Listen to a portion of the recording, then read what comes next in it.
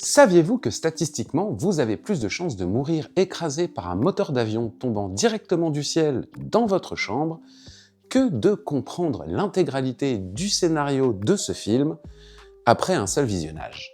C'est une donnée absolument fausse que je viens d'inventer pour tester votre crédulité, mais elle illustre parfaitement le sentiment de perplexité jubilatoire qui vous saisit face à cette œuvre. On est tous passés par là, ce moment précis où l'on regarde le générique de fin défiler avec l'expression faciale d'un bulot face à une équation différentielle de second degré, tout en affirmant d'un ton docte à ses amis que c'était quand même métaphysiquement brillant, bien que l'ontologie de la boucle temporelle soit discutable.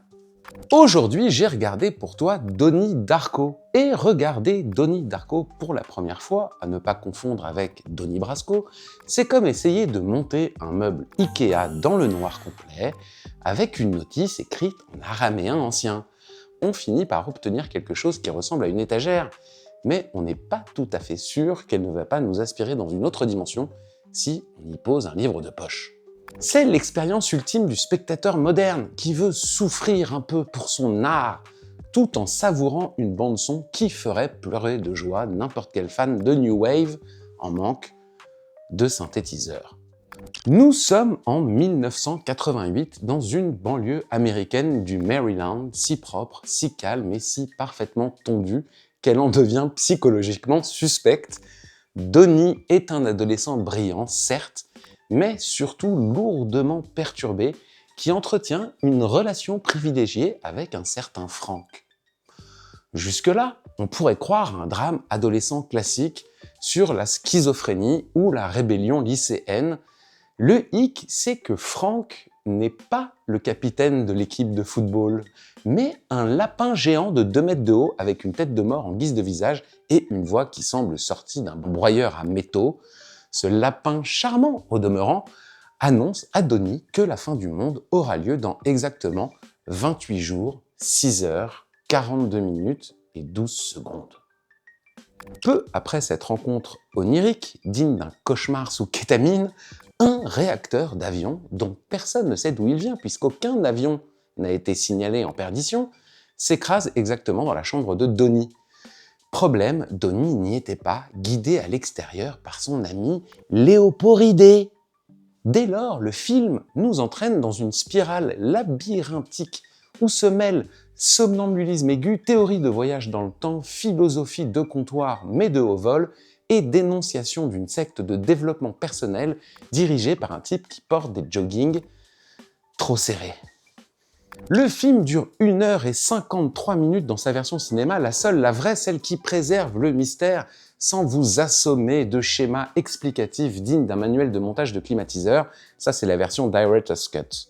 Il a été justement réalisé et écrit par Richard Kelly, qui avait à peine 26 ans à l'époque et qui a manifestement décidé de vider tout son cerveau sur la pellicule, quitte à ce que ça déborde un peu sur les côtés. Alors un petit call to action, si vous aussi, vous avez un ami imaginaire qui vous dicte vos publications sur les réseaux sociaux, ou si vous entendez des voix vous suggérant de saboter le système éducatif, commencez par une action thérapeutique simple. Cliquez sur le bouton s'abonner.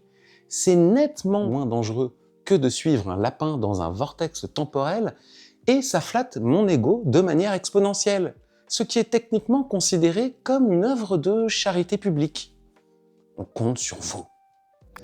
Visuellement, Donnie Darko est un tour de force atmosphérique qui prouve qu'avec un budget de film indépendant, on peut créer une mythologie plus solide que la moitié des blockbusters actuels.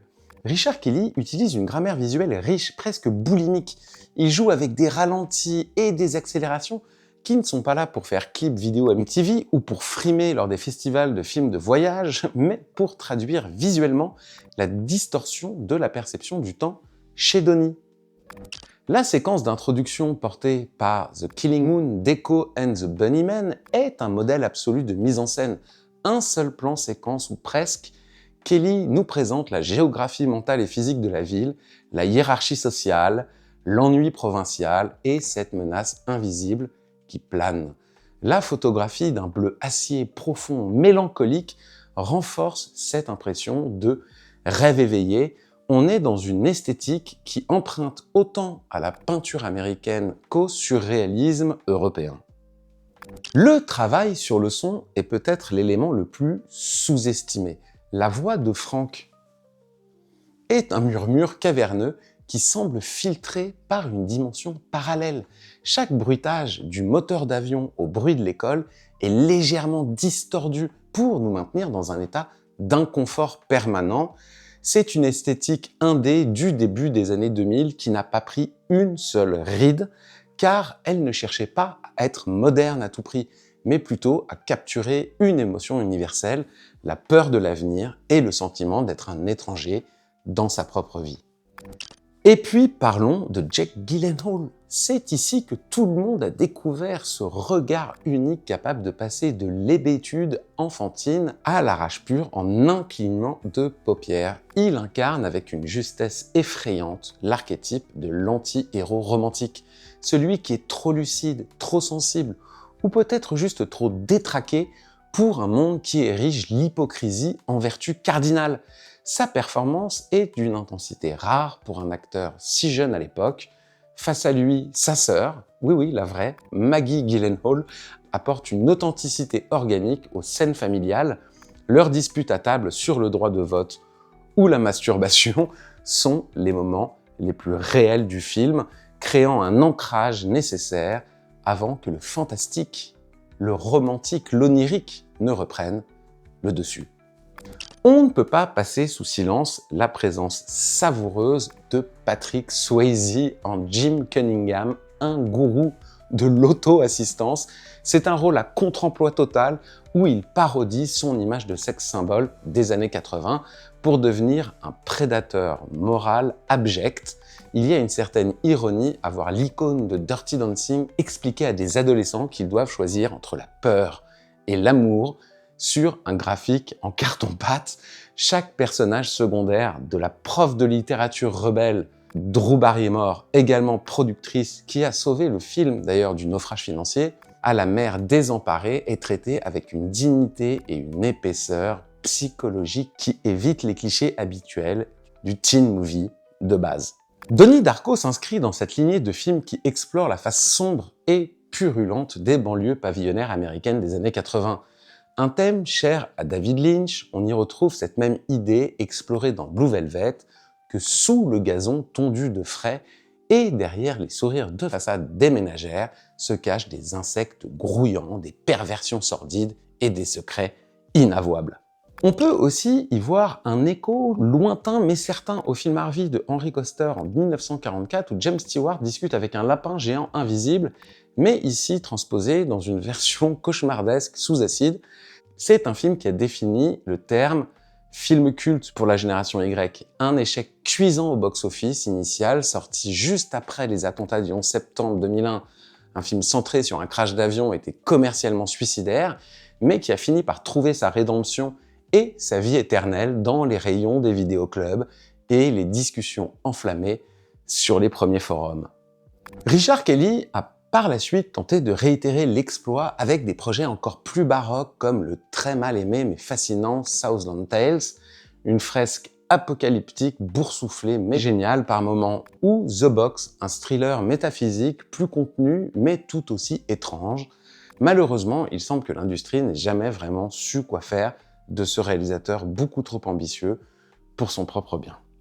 Alors, est-ce que c'est parfait? Honnêtement, non. Et c'est tant mieux. Si l'on veut être piquant, on pourrait dire que Richard Kelly souffre du syndrome classique du premier film trop plein. À l'instar d'un Steven Soderbergh avec Sexe, mensonge et vidéo, Kelly veut tout mettre dans un seul contenant.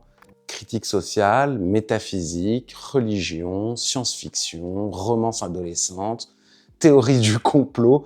C'est un film qui déborde de partout, qui essaie de nous faire lire des extraits de la philosophie du voyage dans le temps en plein milieu d'une scène de fête. Wow, calme-toi Richard, on n'est pas là pour passer un doctorat en physique quantique appliquée, on veut juste savoir si le gamin va finir par embrasser la fille ou s'il va finir en pièces détachées sous un réacteur de Boeing 747. Cette générosité peut parfois frôler l'indigestion intellectuelle, surtout dans la version, comme je vous le disais, Director's Cut, qui, en voulant tout expliquer, finit par tuer la magie du flou.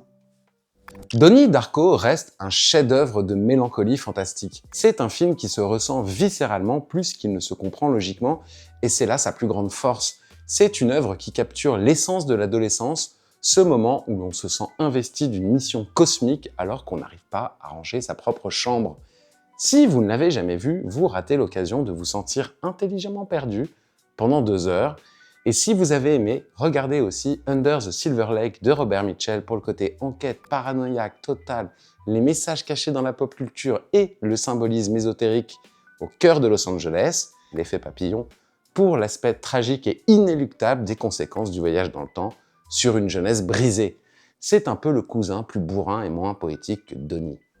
À très vite pour un nouveau numéro de J'ai regardé pour toi, et n'oubliez pas, si un lapin géant avec un masque de métal chelou vous demande de brûler la maison d'un coach en motivation médiatisé, vérifiez d'abord si vous n'avez pas simplement abusé du gorgonzola périmé avant de sombrer dans les bras de Morphée.